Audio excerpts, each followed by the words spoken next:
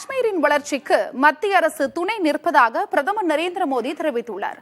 கடந்த வருடம் தீவிரவாத தாக்குதலில் 6 சுரங்க பணியாளர்கள் உயிரிழந்த நிலையில் அரசியல் ரீதியாக முக்கியத்துவம் வாய்ந்த சோனாமர்க் சுரங்கப்பாதை பிரதமர் திறந்து வைத்தார். 2024ஆம் ஆண்டு அக்டோபர் மாதத்தில் சோனாமார்க் சுரங்கப்பாதை அமைந்துள்ள இடத்தில் நடைபெற்ற தீவிரவாத தாக்குதலில் 7 பேர் உயிரிழந்தனர்.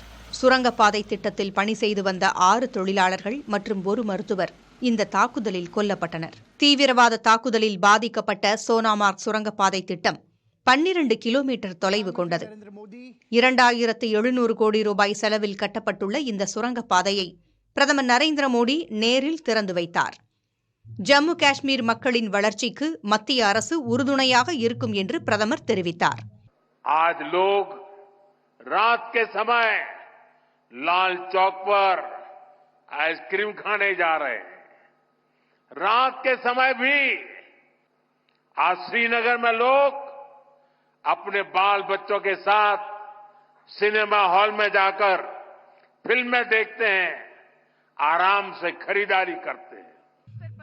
நிகழ்ச்சியில் பேசிய முதலமைச்சர் உமர் அப்துல்லா ஜம்மு காஷ்மீருக்கு விரைவாக மாநில அந்தஸ்து வழங்க வேண்டும் என்று கோரிக்கை வைத்தார்.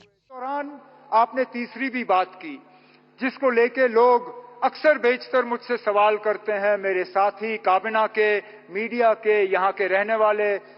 वो सवाल ये कि आप जम्मू कश्मीर को रियासत का दर्जा कब मिलेगा. 6.4 கிலோமீட்டர் நீளமுள்ள சோனாமார்க் பிரதான சுரங்கப்பாதை என்பது வெளியேறும் சுரங்கப்பாதை மற்றும் அணுகுமுறை சாலைகளை உள்ளடக்கியது.